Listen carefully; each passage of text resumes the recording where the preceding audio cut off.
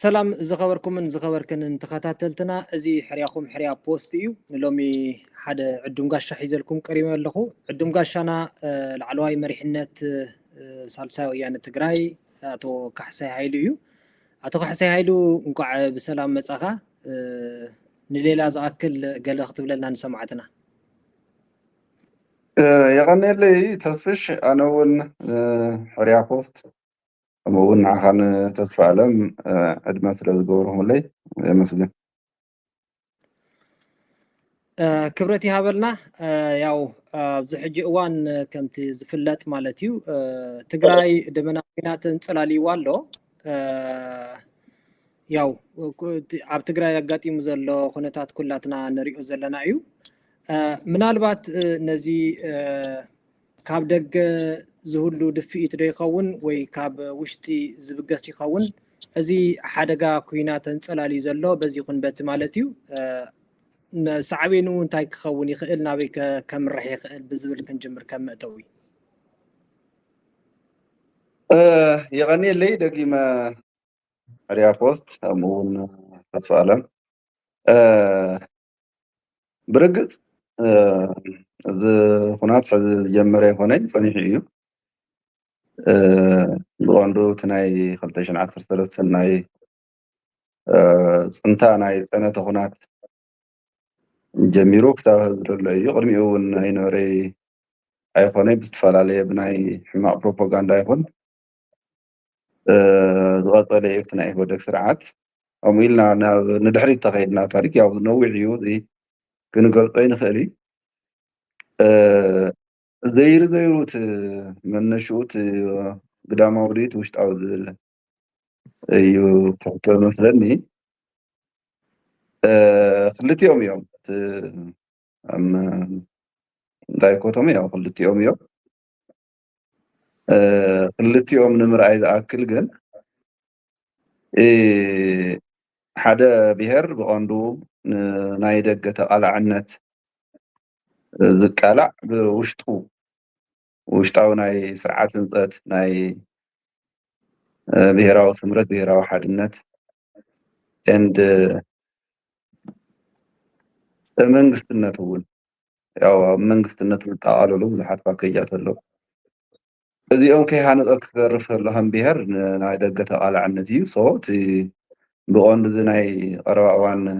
ንዕልል ስለ ዘለና እቲ ንዝሓለፈ 51 ዓመት ውድብ ሕወሓት ዝመርሖ ብኣንፃርቲ ብሄራዊ ጠለብ ዘይኮነ ብናይ ባዕሉ ብናይ ፀቢብ ጉጅለ ጠለብ ስለ ዝመርሑ ኤንድ እቲ መውፅሒኡ እውን ካብ ብሄራዊ ቃልሲ ጀሚሩ ናብ ሓፂያዊት ኢትዮጵያ ስለ ዝሰደዶ ያው ረብሓና ደረጃ ብደረጃ ኮምፕሮማይዝ እናገበረ እናሸርሸረ ስለ ዝመፀ ከይዱ ናይ 2013 ኩናት ፅንታ ኣጋጢሙ ኣብቲ ኩናት ፅንታ ከጋጥም ከሎ ያው ኩልና ንፈልጦ ኢና እቲ ሓያል ናይ ህዝባዊ ናይ ብሄራዊ ሞቢላይዜሽን ተራእዩ ዓለም እውን ተደመመሉ ኣብ 8 ወርሒ ተመንጢልና ንርና ዋና ከተማና መሊትና ዝሓዝናሉ ምስ ዳርጋ ልዕሊ 20 ሃገራት ተሳትፋሉ ኩናት ኢትዮጵያን ትግራይን ሰለስተ ስርዓተ ግዝኣት ትግራይ መሊትና ዋና ከተማና ተቆፃፀርናሉ ነይሩ ብድሕሪኡ ሕወሓት ናፍቲ ቅድም ዝነበረ ዕላማ ኣዲስ ኣበባ ንምኻድ ክብል ህዝቢ ትግራይ ኩለመኑ ዘወፈየሉ ደቁ ባዕሉ ኣካሉ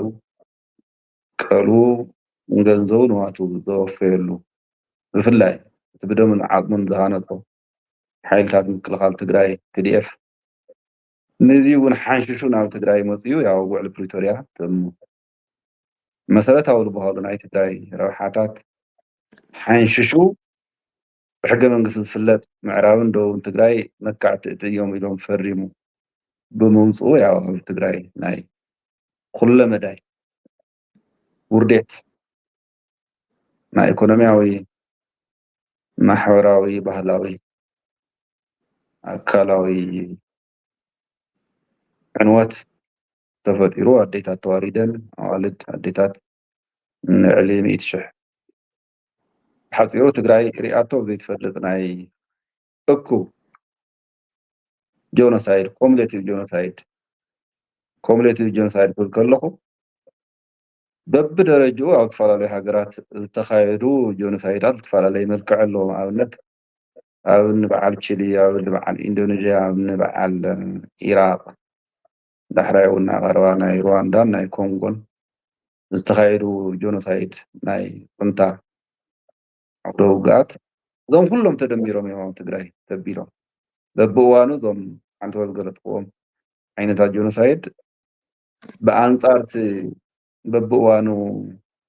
ዘሎ ናይ ቴክኖሎጂ ምዕባለ እውን ስለ ዝድረት ማለት እዩ እዚኦም ተኣኪቦም ኣብ ትግራይ ራእዩ ተሰሚዑ ዘይፈልጥ እሞ ድማ ዓለም እውን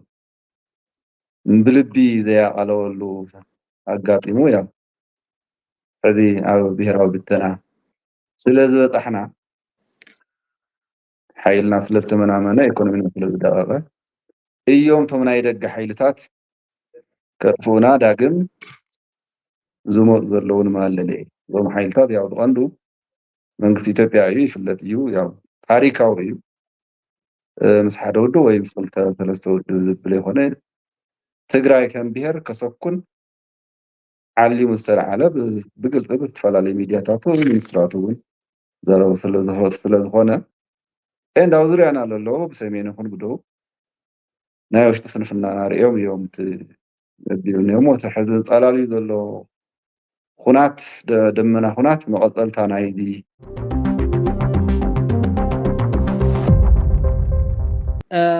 ምናልባት ናብቲ ካልኣይ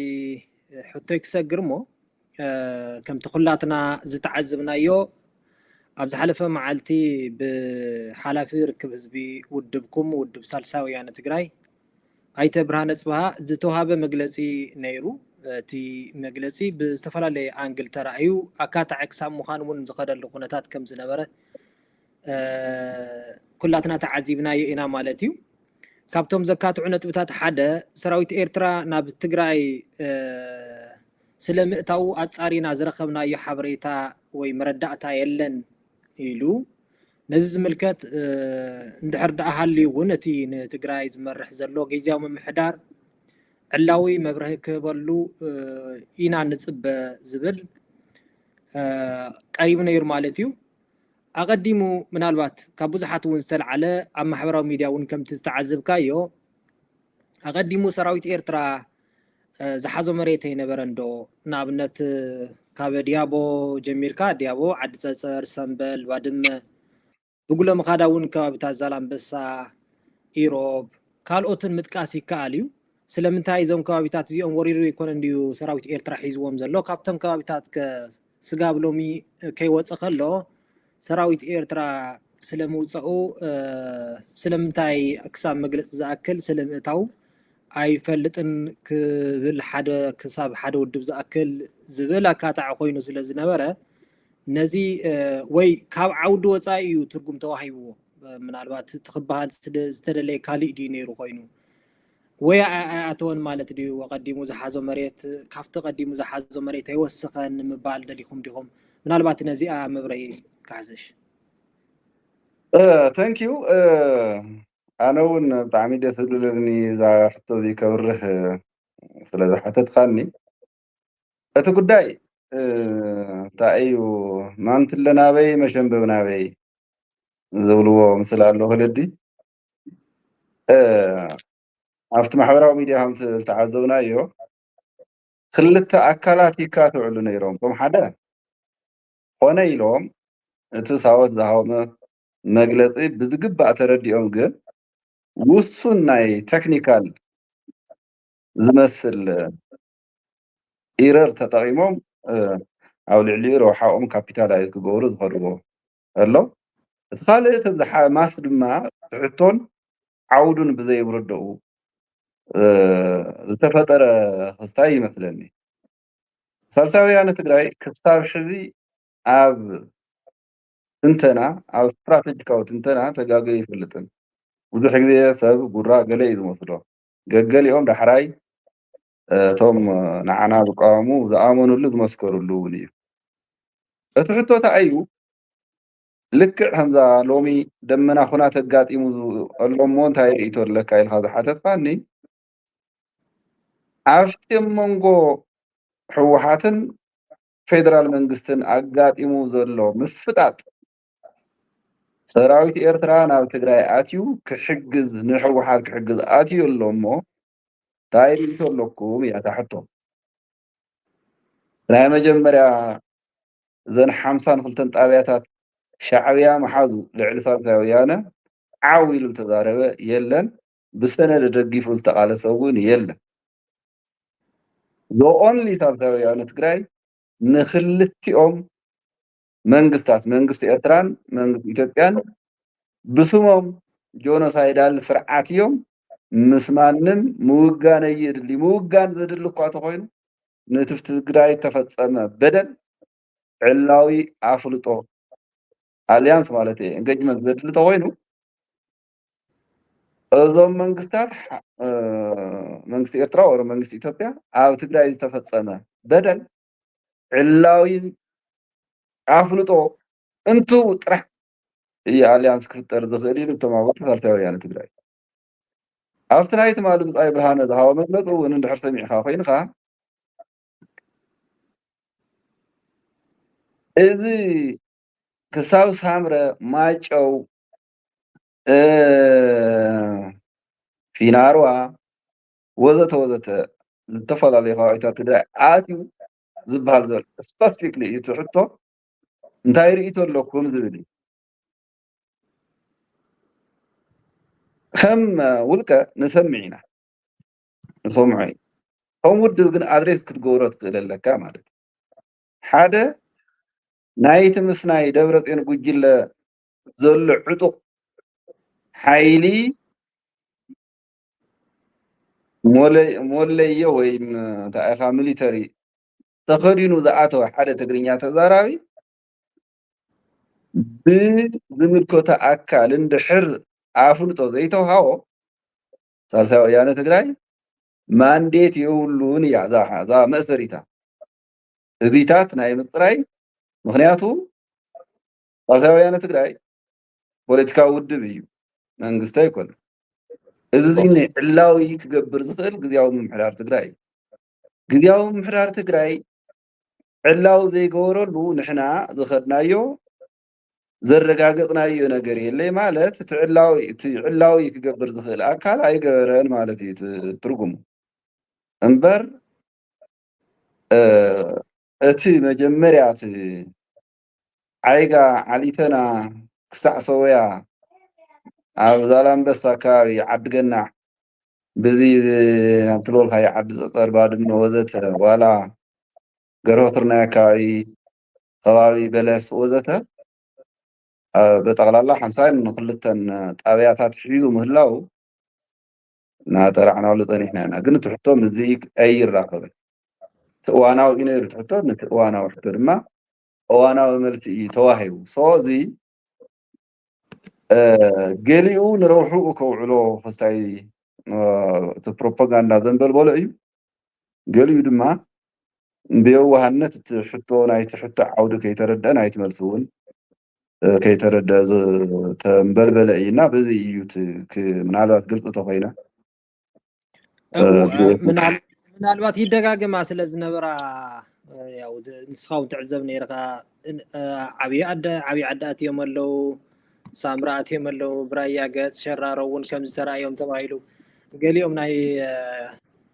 ናይ ፀጥታን ናይ ሚሊሻን ክዳን ዝተኸደሉ ተጋሩ እውን ተዘርጊሖም ነይሮም ምናልባት ምስኡ ዝተሓዝ ክኸውን ይኽእል እዩ ዝብል ካብቲ ናትካ ተረዲእ ኣለኹ ማለት እዩ ናብ ዝቕፅል ሕቶይ ክሰግር እሞ ካልእ ኣብ መግለፂኹም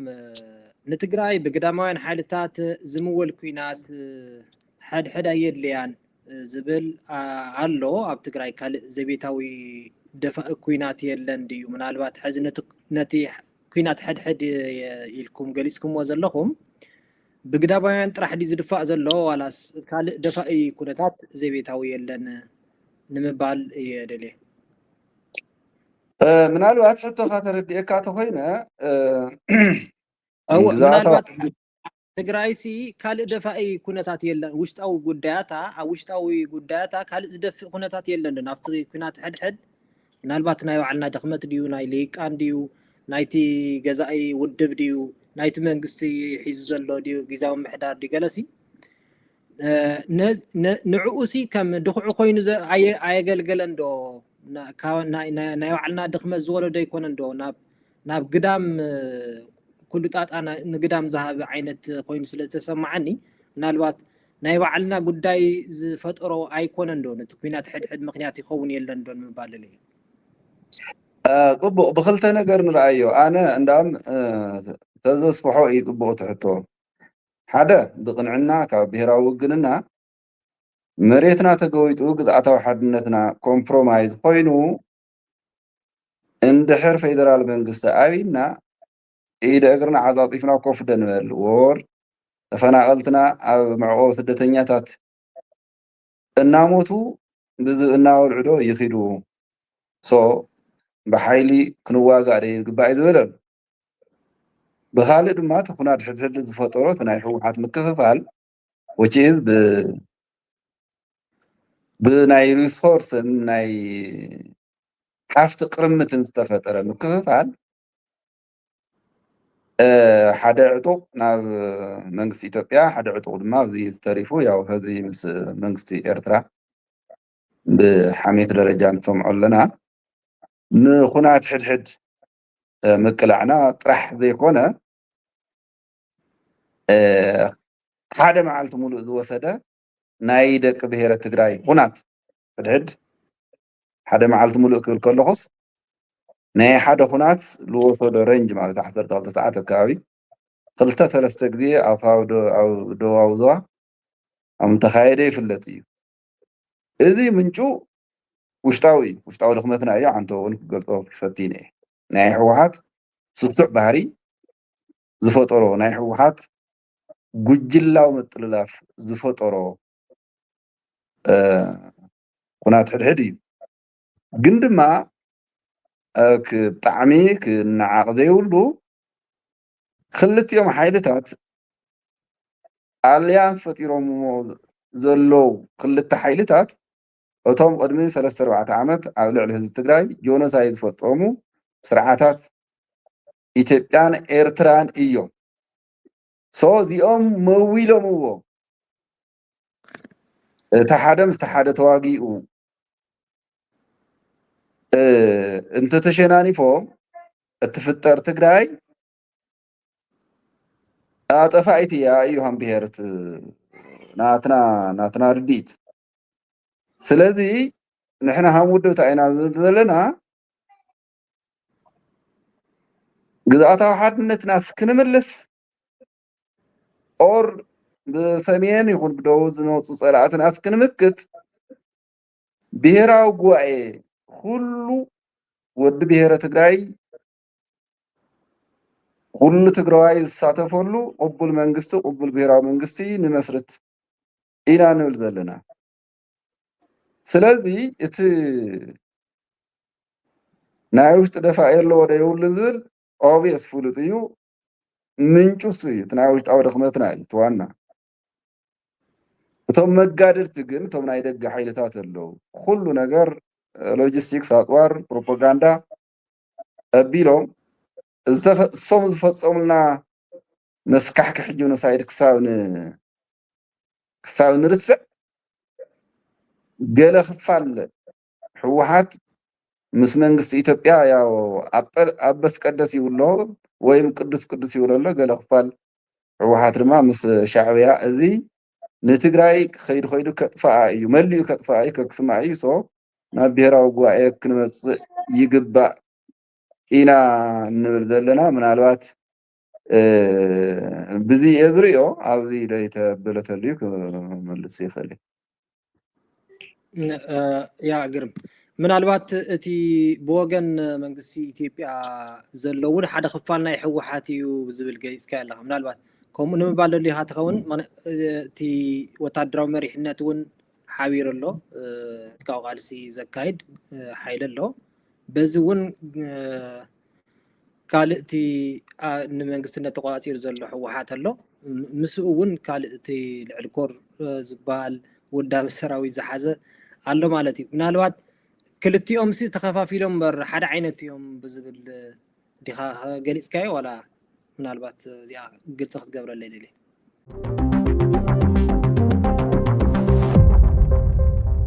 ሕወሓት ክንብል ከለና ከም ኣተሓሳስባ እዩ እምበር እቲ ቁመናት ናይ ወዲ ሰብ ፀጉርን ሲበትን ኣይኮነን ወይ እግርን ደረትን ኣይኮነን።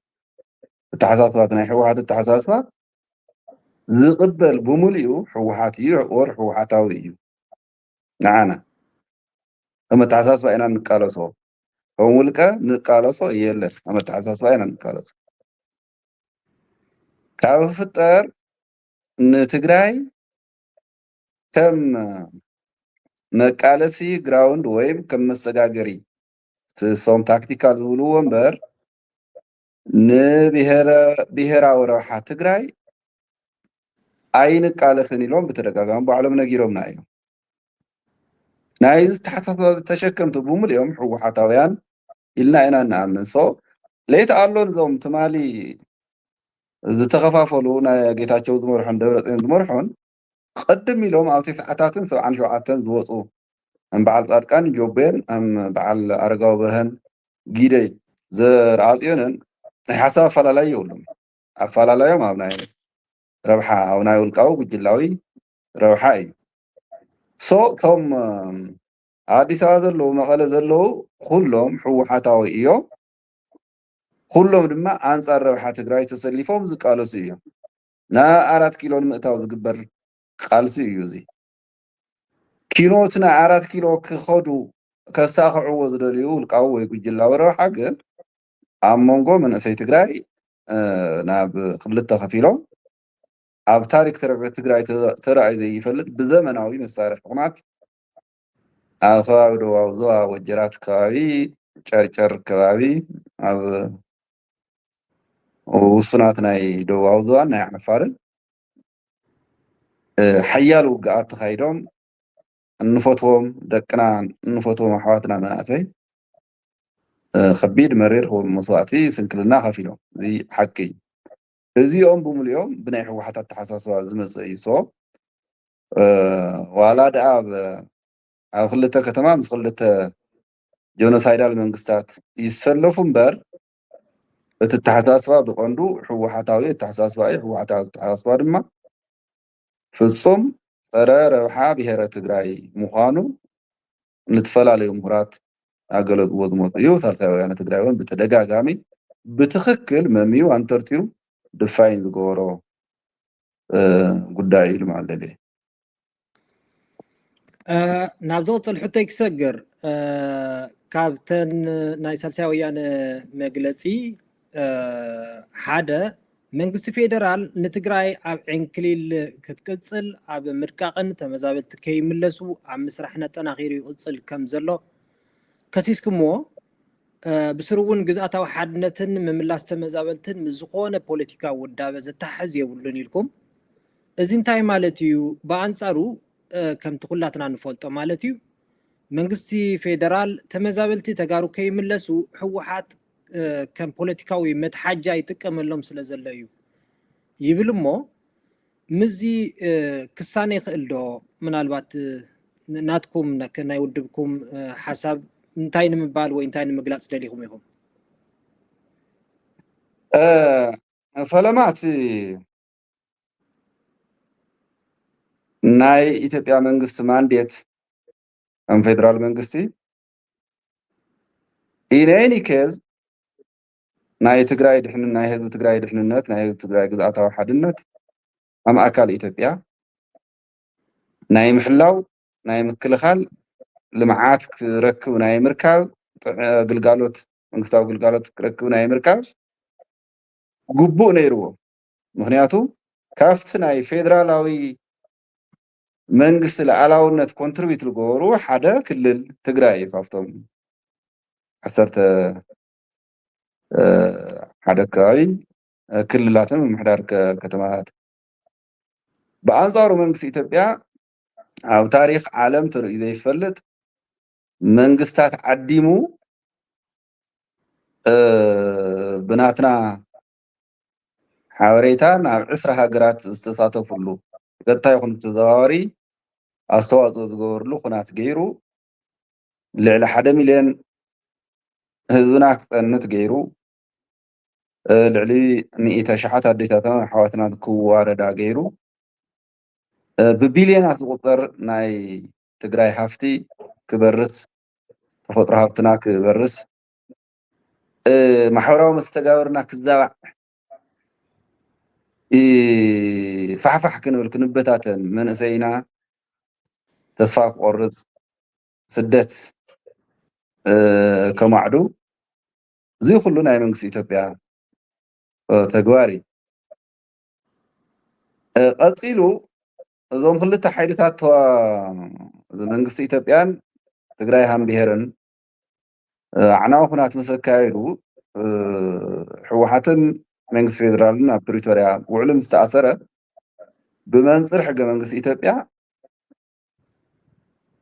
ፀገማቶም ክፈትሑ እቲ ክልልን ፌደራልን ርክብ እውን ናብ ንቡር ሕገ መንግስቲ ኢትዮጵያ ክምለስ እዩ ነይሩ እቲ ውዕል ሕወሓት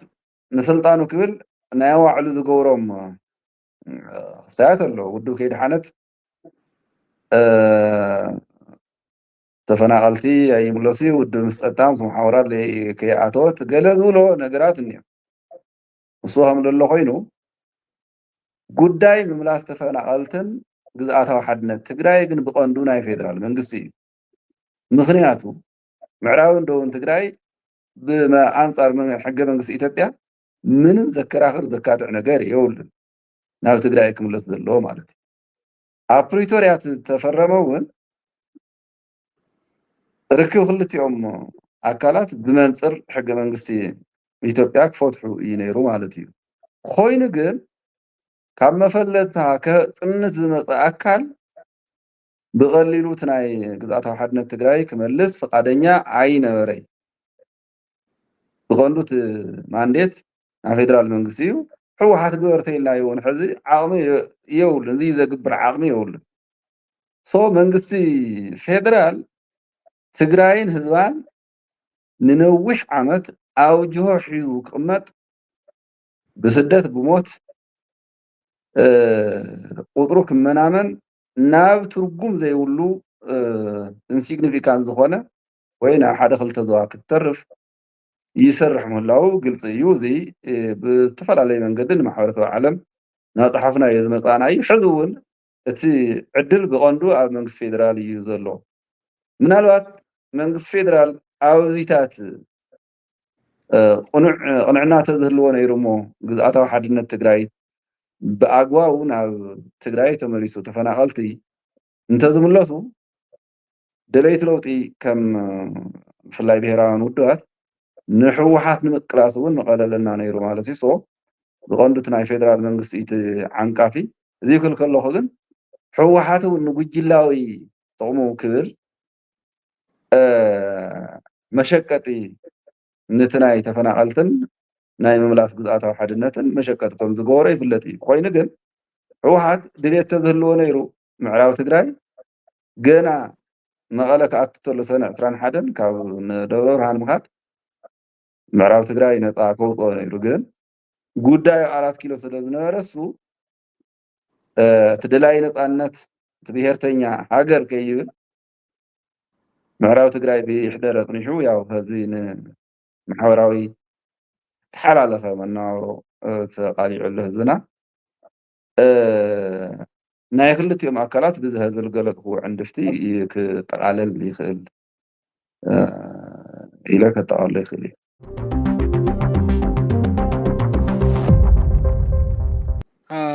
ኣብቲ ኣብ መንጎ ብሕወሓት ዝምእዘን መሪሕነት ትግራይ ድሓር እውን ናብ ሰራዊት ዝለሓቐ መግምማዕ ብሓደ ወገን ውድብ ሳወት ብኣባላቱ ድሓር እውን ከም ውድብ ንሓደ ነቲ ናብ ኣዲስ ኣበባን ዓፋርን ዝኸደ ጉጅለ ይድግፍ እዩ ዝብል ነቐፌታ ይቐርበልኩም ብኻሊእ ሸነኽ ከዓ ነቲ ኣብ ትግራይ ዘሎ ሕወሓት ስልታዊ ደገፍ ይህቡ ኣለዉ ዝብል ይቐርበልኩም እዚ ማ እንድዩ ኣየነኡ እዩ ትኽክል ካሕሰሽ ثانك يو ያው አንቶ ክልቲኦም ሕወሓት ክንብሎም ደንኽእል ዝበልካያ እዚኣ ሓንቲ መረጋገፂት ምስክር እያ እቶም ኣብዚ ዘለው ነቶም አዲስ አበባ ዝኸዱ ወይ ዓፋር ዘለው ገለ ርህሩህ ልቦና ኣለዎም ኢሎም ክሓምኡ ከለዉ እቶም ካብ ትግራይ ዝወፁ ድማ ንሕወሓት ስልታዊ ደገፍ ይህቡ እዮም ይብሉ እዚ ነንባዕሉ ዝዋቃዕ እዩ ሳልሳይ ወያነ ትግራይ ይፍለጥ እዩ ብመትከልን ብዲስፕሊንን እዩ ዝፍለጥ እዞም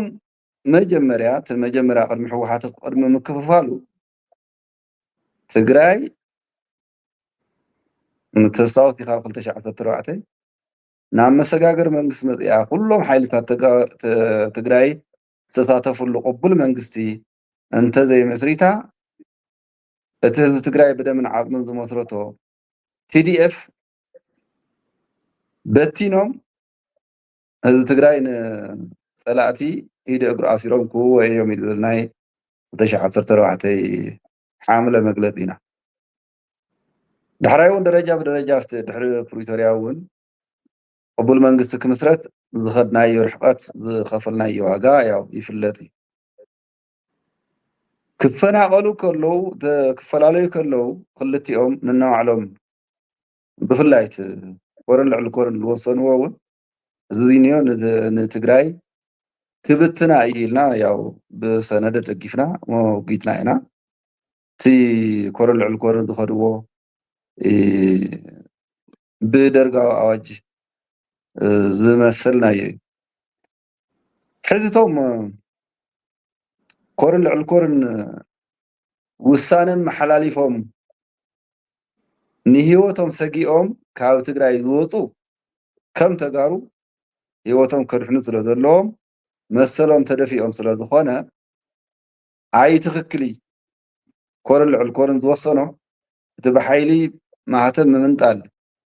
ሕብረተሰብ ምግዳድ ኣብያተ ምክሪ ጣብያታትን ወረዳታትን ኣገዲድካ ምባል መንእሰይ ምቕታል ምቕንፃል ምልሻ ተኪስካ ምቕታል እዚ ነይሩ ብቐንዱ ብትሪ ኮኒናዮ ኢና እቶም ንዓፋር ኦር ንኣዲስ ኣበባ ዝኸዱ ሂወቶም ከድሕኑ ምኻድ መሰሎም ስለ ዝኾነ ሂወቶም ከድሕኑ እውን ስለ ዝኾነ ኣይንቃወም ግን ድማ ኣብኡ ሓይሊ ወዲቦም ምዝ እኒሀ ክዋግኡ ምዝ ኣብ ትግራይ ዘሎ ሓይሊ ክዋግኡ ኩናት ሕድሕድ ክፍጠር ኣብ ትግራይ ግን ብትሪ ተቃዊምና እዩ ኣይረውሑ ክልቲኦም ሰብ ብሄራዊ ጉባኤ እንብል ዘለና 10 ግዜ እሱ እዩ ዳሕራይ እንታይ እዮም ዝብሉና እዚኦም ገለ ናይ ደብረፅዮን ሕወሓት ስልታዊ ናይ ጌታቸው ረዳ ምምሕዳር ይድግፍዎ እዮም ይብሉ እቶም ምስ ጌታቸው ረዳ ዝኸዱ ምስ በዓል ፃድቃን ድማ ለምቁነተን ብወለኻ ምስ ሕወሓት ያው እቲ ወያነ ዝብል ቃል እውን ስለ ዘሎ ናይ ሕወሓት እዮም ገለገሊኦም እውን ብሕወሓት ተሓጊዞም እዮም ገለ እዚ ፈፂሙ ጌጋ ሳልሳይ ወያነ ትግራይ ብሄርተኛ ውድብ እዩ ብሄራዊ ረብሓ ትግራይ ብትክክል ተንቲኑ ኣብ ሰነዳቱ ዘቕመጠ ኣኮርዲንግሊ ፕሮፓጋንዳታት እውን ብኡ ዝሰርሕ ውድብ እዩ ንሕወሓት ከም ኣተሓሳስባ ንቃለስ ስለ ዘለና ብምንም ተኣምር ምስ ማንም ናይ ሕወሓት ፍንጫል ክዓርፍ ወይ ሲምፓታይዝ ክገብር ኣይኽእል ዓንቶ ዘርዚረ እዮም ኣብዚ ኣሎ ናይ ቤት ፅሕፈት ሕወሓት ኣብዚ ብደብረፅዮን ዝምራሕ ኣሎ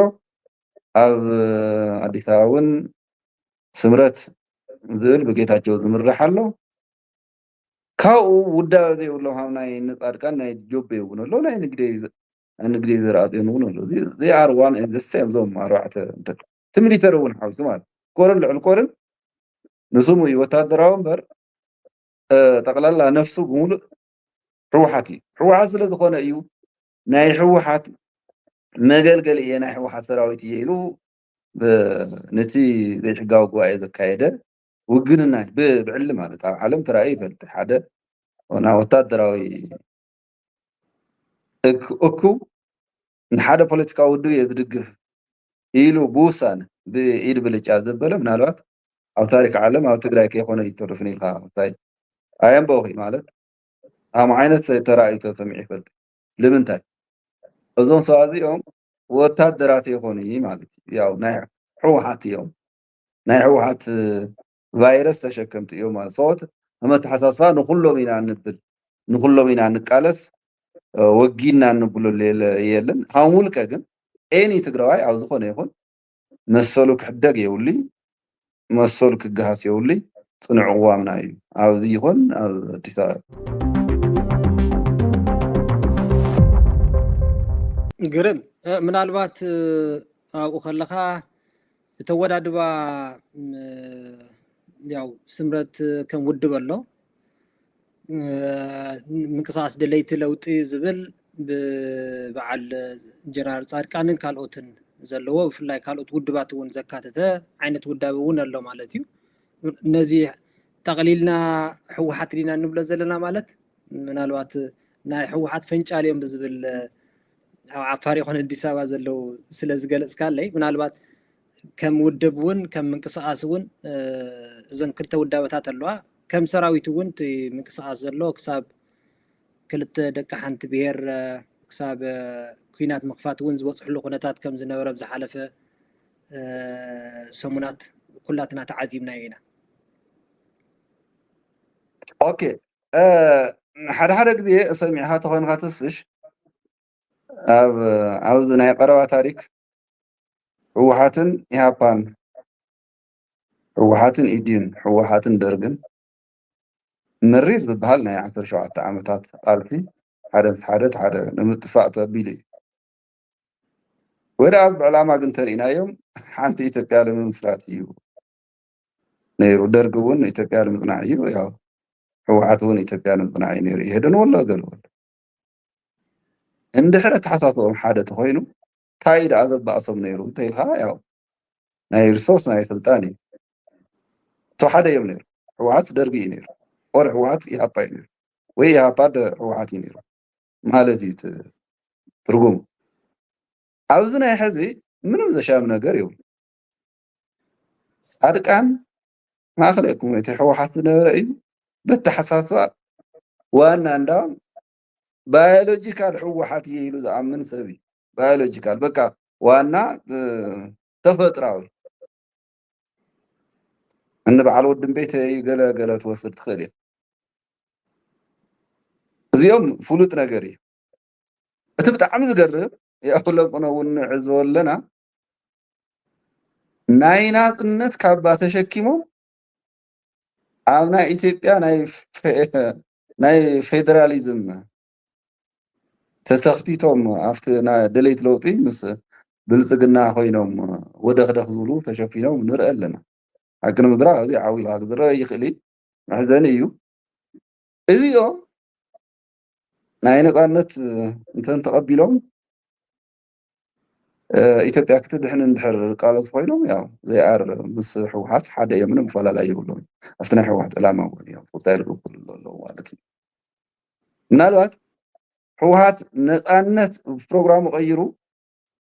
ነፃነት ካብ ድሕሪ ሕዚ ነፃነት እየ ዝቃለስ ንብሄራዊ ረብሓ ትግራይ እየ ዝቃለስ ገለ ተዝብል እኮ ትብይን ኢኻ ይከለስ ናይ ነፃነት ሓይሊ እዮም ትብል ትኽእል እያ ሶዚ ናይ ብናትና ርድኢት መተሓሳስባ እቶም ኣብዚኦም ዘለዎ ኩሎም ተመሳሳሊ ናብ ኢትዮጵያ ንምኻድ ናብ 4 ኪሎ ንምኻድ እዩ ትግራይ ናብ ኢትዮጵያ ኣሲሚሌት ንምግባር ዝቃለሱ እዮም ዘባእሶም ዘሎ ከምቲ ዓንተ ተገለፀ ናይ ሪሶርስን ናይ ስልጣንን ናይ ጉጅላዊ ጥቕምን እዩ ምንም ኣፈላላይ የብሎምን በዓይ ናይ ሽም ኣፈላላይ ክህልዎም ዝኽእል ኢለ ይሓስብ ነቲ ኣብ 2013 ኣብ ልዕሊ ትግራይ ዝተኸፈተ ኩናት ውድብኩም ብሰላማዊ ፖለቲካዊ ቃልሲ ክምከት ኣለዎ ዝብል ቅዋም ድዩ ሒዙ ነይሩ ከም ሕቶ እዩ ምናልባት ዘልዕልዎ ነዚ ዘልዕሉ ስለ ዘለው ከመይ ነይሩ ውሳነ ናይ ውድብኩም ናይ ሽዑ ቦምበር ትውድብ ሃያሉ ጎድፋይ ካልኦት ኣመራርሓን ኣባላትን ውድብ ሳልሳይ ወያነ ንሜዳ ዝወረዱ ወይ ናብ ቃልሲ ተፀንበሩ ከም ዝነበሩ ይፍለጥ እዩ እንድሕር ደኣ ሽዑ ውድብኩም ሰላማዊ ፖለቲካዊ ቃልሲ ክካየደሎ ኢሉ እንድሕር ዝኣምን ነይሩ እዞም ካብ መሪሕነት ቦምበር ጀሚርካ ኣባላትኩም ናብ ሜዳ ምውራዶም ሕገ ደንብን ኣሰራርሓን ናይቲ ውድብ ምጥሓስ ዶ ይኸውንን? ኦኬ ድሓር ክወርድ ከሎ እውን ምናልባት ስለ ዝተለዓለ ኩላትና እውን ንዕዝቦ ስለ ዝነበርና ኣቦ ወንበር እውን ምዚ ዝተሓዝ እዩ ድሓር ካብ ድሕሪ ሰነ 21 ምስ ተመለሰ ነቲ ሕገ ደንብን ኣሰራርሓን ናይቲ ውድብ ስለ ዝጠሓሰ እዩ ካብ ስልጣን እውን ክወርድ ተገይሩ ዝብል ኣሎ እሞ ምናልባት ተሓይስካ ክተብረለይ። ታንኪዩ ብጣዕሚ ሓሪፍ ሕቶ እዩ ክበርህ እውን ይግብኦ ሓቂ ንምዝራብ ኣነ ካብ መሰረቱ ተንሪኦ ፅቡቅ እዩ ሓደ ብሄራዊ ውድብ ሲ ዝውደብ መጀመርያ ንድሕንነት ብሄር እዩ ትግራይ ናብ ዝበለፀ ፀፍሒ ናብ ዝበለፀ ሰላምን ረህዋን ክትኸድ ኢና ተወዲብና ኣብዚ ክልል እዚ ብዙሓት ፀገማት ከጋጥሙ እዮም ክከማፃፀኦም ትምክት ኢኻ ቤዚካሊ ብናይ ኢትዮጵያ ሕገ መንግስቲ ገለ ተኸይድናዮ ንሕና ብሰላም ተቃሊስና ብሰላም ስልጣን ክንዓትር ዕላማታትና ኣብ መንግስትነት ናይ ሳልሳይ ወያነ መንግስትነት ክነተግብር ንምውዳብና ይፍለጥ እዩ ነብዚኦም ንሕና ሕወሓት እውን ድሕሪ 83 ከምኡ ኢሉ ተወዲቡ ኩለን ውድባት እውን ከምኡ እየን ኢለን ተወዲቡ ብናይ ኢትዮጵያ ፌደራላዊ ሕገ መንግስቲ ብሰላማዊ መንገዲ ተወዳዲርና ህዝቢ ብዝሃበና ድምፂ መንግስትነት ክንዓትር ኢልና ኢና ንወዳደር ነይርና ማለት እዩ ካብኡ ኣብቲ ናይ 2012 መረፃ እዩ ዝኩሉ ሽግር ተፈጢሩ ምስ ኢትዮጵያ ናይ ሰፊሕ ናይ ሓሳብ ኣፈላላይ ኮሮና ዝፈጠሮ መረፃ ክካየድ ኣለዎ ክካየድ የብሉ ኣብኡ ዝፈጠሮ ናብ ኩናት ከይድና ማለት እዩ ንሕና መረፃ ክካየድ ኣለዎ ኢሎም ካብ ዝመጎቱ እዮም ምክንያቱ ትግራይ 5 ዓመት ተሓሊፍዎ እቲ መንግስቲ ኣልባ ከይትኸውን ኦር ሕጊ ኣልወነት ከይፍጠር ዝተመረፀ ብተነፃፃሪ ቅቡል መንግስቲ ክህልዎ ኣለዎ ኢልና ስለንኣምን መረፃ ክካየድ ኣለዎ ናብ ጉዳይ ኮሮና ብጥንቃቄ ተቆፃፂርና መረፃ ክካየድ ኣለዎ ኢልና ኣብቲ መረፃ ተወዳዲርና እቲ መረፃ ድልዮት ዓይነት ችግር ይሃልዎ ምስተን ፀላልዩ ዝነበረ ደመና ኩናት ቅቡል መንግስቲ ክህልወና ስለ ዘለዎ ንሕወሓት ታክቲካል ስልታዊ ሕድገት ገይርናሉ ኢና ኣብቲ መረፃ ዝበፅሐና በደል ምእንተ ህላወ ምእንተ ድሕነት ዝብሄር ንፅባሕ ኣሕዲርና ኦኬ ሕወሓት ተመሪፁ እዩ ሕወሓት መንግስቲ የጣሽ ኣብ ሕወሓት ሸራሪፉ ዝሃበና ወንበር ኣይንኣቴ የተመረፅናይ ዝተመረፀ ሕወሓት እዩ ሕወሓት መንግስቲ የጣሽ ዝተመረፀ ድማ ናይ ትግራይ መንግስቲ ኢልና ቅቡልነት ሂብና ኢና ናብዚ ጆኖሳይዳል ኩናት ሰጊርና ማለት እዩ ጆኖሳይዳል ኩናት ትመፅእ ተሎ ክሊርሊ ጆኖሳይዳል ስለ ዝነበረ ምስ ሕወሓት ጥራይ ዝተተሓዘ እውን ስለ ዘይነበረ ብሄር ከሰኩን ዝመፀ ስለ ዝነበረ ቅድሚት ተሰሊፍና መንእሰይ ትግራይ ኣንፃር ህላወኻ ምክንያቱ ካብቶም ዓምድታት ናይ ሳልሳይ ወያነ ትግራይ መንግስታዊ ዘላቅነት ግዝኣታዊ ሓድነት መንነት ድሕንነት ወዘተ ዝብሉ 7 መትከላት እዚኦም ክንውሕስ ስለ ዝተቃለስና ኣብቲ ድሮ ኩናት መንእሰይ መዓት ይመፀካ ኣሎ ስዳር ይመፀካ ኣሎ ክትቃለሰለካ ዓድኻ ህዝብኻ ዓድኻ ሓውኻ ሓፍትኻ ዲፈን ክትገብረለካ ኢልና ክሳብ ዛ መወዳእታ ደቂቃ ኣብቲ ናይ ቴሌቭዥን ትግራይ ኣርካይቭ ምርኣይ ይከኣል እዩ ምክትል ኣቦ ወንበርና ብፃይ ኣሎ ሃይሉን ሻው ሓላፊ ርክብ ህዝብን ሚድያን ዝነበረ ብፃይ ክንፈ ሓድሽ ህዝቢ ኣቦ ወንበር ዘሎ ሕወሓት ካብ መቐለ ወፂኡ ቆላ ተንቤን ኣትዩ እንዳሃለወስ ኣብ ቴሌቭዥን ትግራይ ብላይቭ እዚታት ንገብር ነርና ምንም መማረጽ የለ ቢዮንድ ሰላማዊ ቃልሲ ስለ ዝመፀ ማለት እዩ ኣብ ተጋሩ ኩናት ስናይፐር ድሮንን ሚግን እናመፀሲ ብሰላማዊ ቃልሲ ክንቃለስ እንተንብል ቀሊ ይኸውን ወይ ኣምሰሉነት ይኸውን ማለት እዩ ሶ ዓድኻ ዲፈንድ ግበር ኢልና ምክትል ኣቦ እምበር ሰብ ጋዜጠኛ ናብ ዘይብሉ ስቱድዮ ቴሌቭዥን ትግራይ ዓድኻ መክት ክብል ከሎ ብሰላማዊ ይኾነ እዩ ዝቃለስ ዘሎ ኦልሬዲ ደፊኡ ዝመፀ ኤክስትራ ኮንስቲቱሽናል ኦር ኤክስትራ ኦርዲናሪ ጉዳይ ስለ ዝገጠመ መንእሰይ ተዓጠቕ ኢልና ኣቢልና ኢና ምክትል ኣቦ እምበርን ሓላፊ ክፍሊ ርክብ ህዝብን እውን ካብኡ ኩልና እውን በብገፅና ብዝተኸኣለ ፕሮፓጋንዳ ተሰሪሑ እዩ ማለት እዩ እዚ ሓደ ሓደ ግዜ ሕወሓት ሃም ውድብ ወሲኑ እዩ ወፂኡ ሳልሳይ ወያነ ግን የወሰነ ገለ ዝብል ሰብ እኒኦ ሃም ውድብ ንዋጋእ ኣይንዋጋእ ኢሉ ዝወሰነ የለ ኣነ ካብ ዝፈልጦ ማለት እዩ ሃም መንግስቲ ግን ግቡእ ስለ ዝኾነ ኩልና እውን ኣብ ትሕቲ መንግስቲ ስለዝኮንና መዓት ይመፀ ኣሎ እሞ እዛ ብሄር እዚኣ ንከላኸለልና ብዝበለና መሰረት ማንዴት ወሲድና ያው እቲ እንተዓንተ ወልገለጥፎንቲ መንእሰይ ቀስቂስና ኢና ማለት እዩ ስለዚ እቲ መግለፂ ውፅኢኹም ነይርኹም ንሕና ናይ ሰላማዊ ተቃለስቲ ኢና ኢልኹም ነይርኹም ዝብል ካብ ሓቂ ዝረሓቐ እዩ ምናልባት ሓደ ኣባል እዩ እዚ ንሕና ብሰላማዊ ክንቃለስ ኢና ተመስሪትና ሰው ቃልሲ የይድግፎ ኢሉ ፅሒፉ ናይ ታሽሙ ክኾን ይኽእል እዩ ናይ ውልቆ እምበር ዕላዊ መግለፂ ሳወት ኣይሃበ ተን ዝተባሃላ ዘን ዝነግረካ ዘለኹ ማለት እየ ዳሕራይት መንግስትነት ካብ መቐለ ምስ ለቐቐ ኣመራርሓና ብሙሉኡ ወዲያው እዩ ፌስቡክ እውን ዘርዚረዮ ኣለኹ እግረኛ ኮይኑ መንነቱ ሓዊኡ ሓላፊ እየ ማእኸላይ ኮሚቴ እየ ኣባል ብሄራዊ መሪሕነት እየ ለይ ኣጋር ሒዙ ክበልዕ ኣቢሉ ክቃለስ ወሲኑ ተዋጊኡ ተሰንኪሉ ዝመፀ ኣሎ ዳሕና ዝመፀ ኣሎ ዝተሰውኡ እውን ኣለዎ ማለት እዩ ንክብሪ ቤተሰቦምን ብፆቶምን ክብል ይክለ ተሰዊኦም ክብለ ይኽእል እዩ እቶም ብሂወት ዘለዎ ግን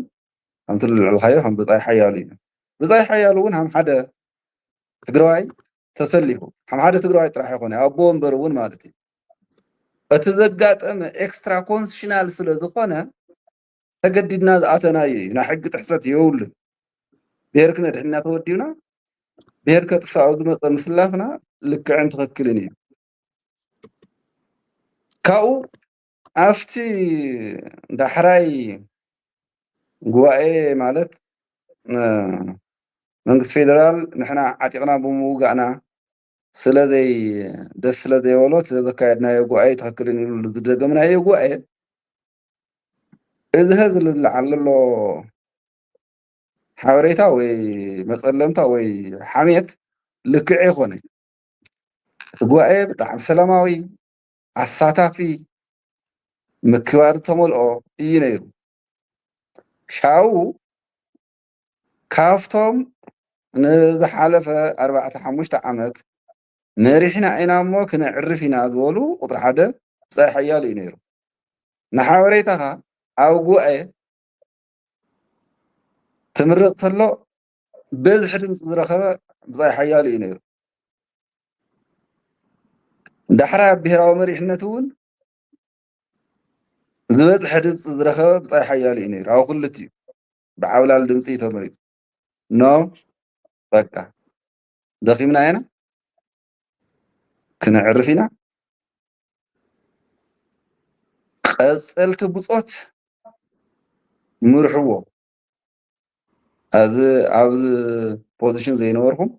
ክትመርሕዎ ግዴታኹም ኢልና ገዲድና ኢና ምሪፅናዮም ማለት እዩ ትርክክብ ካብ ብፃይ ሓያሉ ናብ ብፃይ ኣሉላ ዝነበረ ርክክብ እውን ሰላማዊ እዩ ነይሩ ዳሕራይ ኣብዚ ናይ ሎሚ እውን ካብ ብፃይ ኣሉላ ናብ ብፃይ ክንፈ ዝተገበረ እውን ብተመሳሳሊ ከዕርፍ ደሊ 8 ዓመት ብምክትል ኣቦ ወንበርን ኣገልጊለ እየ ክዕርፍ እየ ኢሉ ናብ ብፃይ ክንፈ ብሕገ ደንቢ ውድብና ተወዳዲሮም እቲ በፅሒ ድምፂ ዝረኸበ ብፃይ ክንፈ እዩ ነይሩ። ብፃይ ክንፈ ተመሪፁ ኣይ ቲንክ ንሰላማዊ ሽግግር ኣብነት ኢና ኢለ ብግብሪ ማለት ብክስታ ይኮነ ንጉራ ንተዓሽሙ ይኮነ ብትክክል እዩ ሶት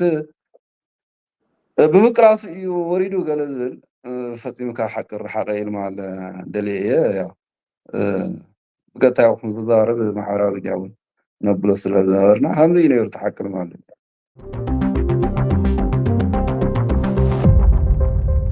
ምናልባት ከምቲ ኩላትና ንፈልጦ መንግስቲ ኢትዮጵያ ንዝመፅእ ግንቦት ሃገራዊ መረፃ ከካይደ ኢሉ ይሸባሸብ ኣሎ። ኣቀዲምኩም ብፍላይ ውድብኩም ሳልሳይ ወያነ ትግራይን ውድብ ናፅነት ትግራይን መረፃ ብመሰረቱ ንድግፍ ኢና እንተኾነ ግን ሕጂ ትግራይ ዘላቶ ሃዋህው ከምኡውን ግዝኣታዊ ሓድነት ትግራይ ከይተመለሰ ተመዛበልቲ እውን ናብ ንቡር ህይወቶም ከይተመለሱን ናብ መረበቶም ከይተመለሱን ኣብ ትግራይ መረፃ ክካየድ ኣይኽእልን ስለዚ ክንሳተፍ ኣይንኽእልን ኢልኩም መግለፂ ዘውፀኹምሉ ኩነታት ከም ዝነበረ ንዝክር ኢና። እቲ ቀዳማይ ሚኒስትር ባይቶ ሃገር ቀሪቡ ብዝሓለፈ ማለት እዩ ዳርጋ ናባኹም ዘነፃፀረ ዓይነት እውን ስለ ዝመስል እየ ዝሓቶ ዘልዕላ ዘለኹ ናይ ተዋስኦ ዓጀብቲ እምበር መሪሕ ተዋሳእቲ ክኾና ዝኽእላ ውድባት ኣብ ትግራይ የለዋን ብምባል ብፍላይ ድማ መረፃ ኣይካየድን በላ እንተተባሂለን ተኣኪብክን በላ እንተተባሂለን ዝብላ ውድባት እየን ዘለዋ ዝብል መደረ ስሚዑ ነይሩ። ብዙሓት ነዚ ዘረባ ናይቲ ቀዳማይ ሚኒስተር ብቐጥታ ምስ ብሄራውያን ውድባት ብፍላይ ድማ ምስ ውናትን ምስ ሳወትን እታሒዞሞ እሞ ኣብዚ እንታይ ርእቶ ኣለካ?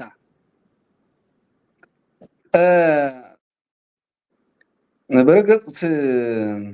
ፕራይም ሚኒስትር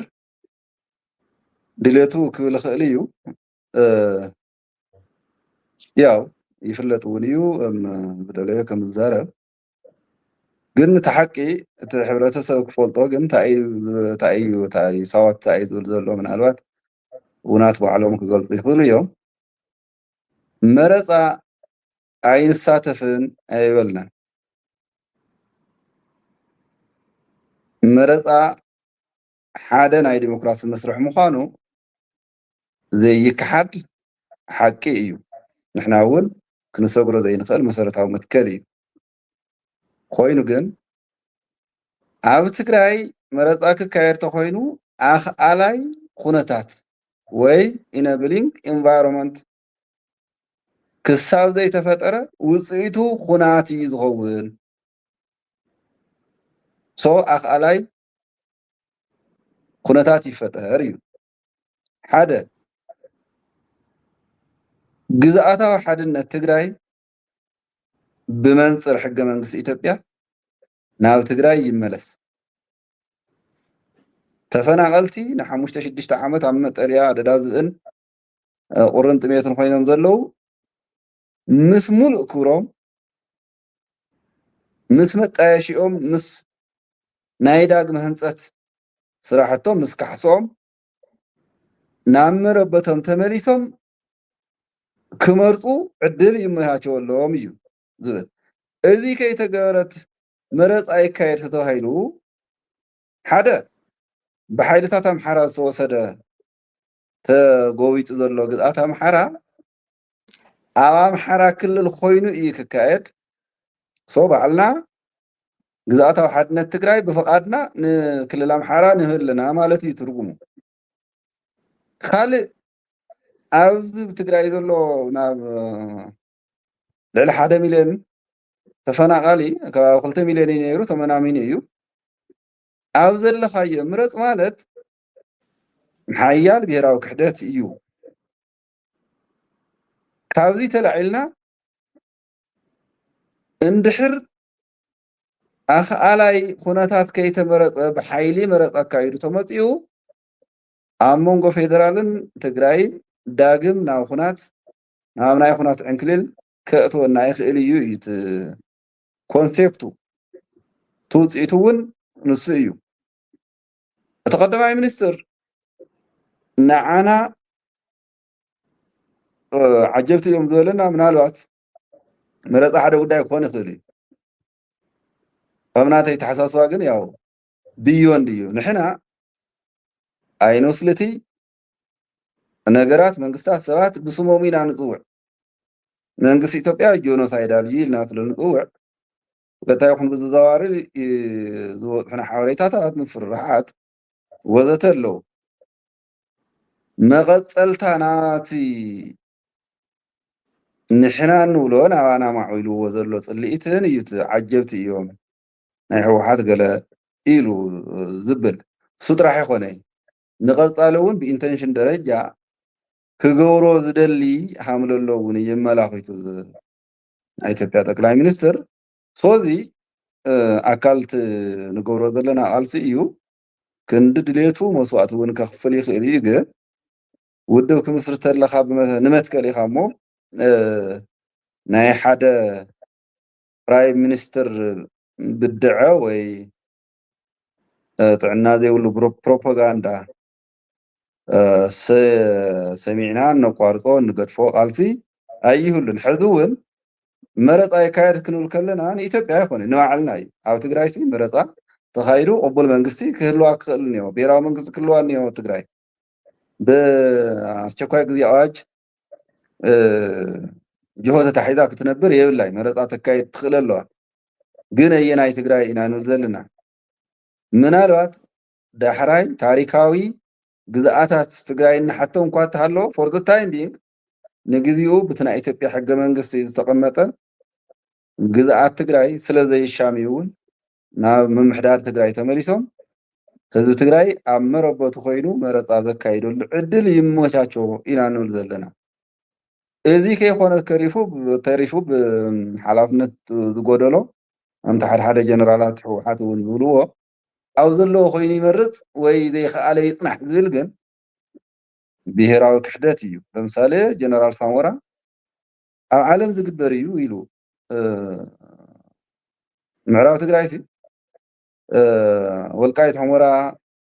በኣማራ ክልል ወልቃይት ሑመራ ዞን ኢሎም እዮም ብልዎ ኣለዉ ኣብኡ ኮይኑ ይምረፅ ኢሉ ኣብኡ ለሎ ህዝብና ኣምሓራይ ኮይኑ ወይ ክልል ኣምሓራ ኮይኑ ይምረፅ ኢሉ ኣለና ኣሎ መረፃ ድማ ሓደ ናይቶም ታሪካዊ ዳራ መረጋገፅሲ ናይ ግዝኣት መረጋገፅሲ ብዚ ሰዓዚ ኣበይ መሪፆም ነይሮም ኣበይ ግብሪ ከፊሎም ነይሮም እዩ ሓደ ናይ ታሪካዊ ግዝኣት መረጋገፂ ሶ ንክልቲኦም ኢና ክሕደት ንፍፅመሎም ዘለና ማለት እዩ ሓደት ኣብ ምዕራብ ትግራይ ዘሎ ኣብ ብፀላእቲ ጅሆ ተታሒዙ ዘሎ ህዝብና ካልኣይ ድማ ኣብዚ ኣብ መጠልያ ዓሳረ መከሮ ዝበልዕ ዘሎ ህዝብና እዩ ብሄራዊ ክሕደት ዝፍፀም ዘሎ ሶ ንሳልሳይ ወያነ ተጠንቂቕና ኢና ፕሮፓጋንዳ ንሰርሕ ኣብ ርድኢት እውን ኢና ንሰርሕ ኣኽኣላይ ኩነታት ይፈጠረሉ ኣኽኣላይ ኩነታት ዘይተፈጠረ ዝግበር መረፃ ግን ናብ ዳግም ህልቂት ከምፀአና እዩ እዩት ጭብጡ ናትና መግለፂ እምበር መረፃ ኣይንሳተፍን ኣይበልናን ክንብል እውን ኣይንኽእልን ንዲሞክራሲ ንፍትሒ ንቃለስ ውድብ ስለ ዝኾነ የቀኒየለይ ክብረት ይሃበለይ ካሕሳይ ካብ ላዕለዋይ መሪሕነት ውድብ ሳልሳይ ወያነ ትግራይ ንተኸታተልትን ሰማዕትን ሕርያ ፖስት ተኸቢርካ ዕዱም ጋሻና ስለ ዝኾንካ ደጊመ ከመስግነካ ይደሊ ምናልባት ብወገነይ ዝነበረ ሕቶ ወዲእ ኣለኹ ካልእ ግዜ ብተመሳሳሊ ብካልእ ዛዕባ ክንራኸብ ተስፋ ገብር ንዝነበረና ፃኒሒት ግን ካብ ልቢ መስግን ካሕሰሽ የቀኒየለይ ኣነ እውን ተስፍሽ ንሕርያ ፖስት እውን ኣብ እንገብሮ ናይ ነፃነት ናይ ዲሞክራሲ ናይ ፍትሒ ንቃልሲ ሓገዝቲ ኮይንኩም ስለ ዝመፃእኹም ኣብ ሚድያ ከም ውልቀ እውን ተስፍሽ ብደንቢ እውን ስለ ንፋለጥ እትገበረለይ ዕድመ የቀኒየለይ ክብረት ይሃበለይ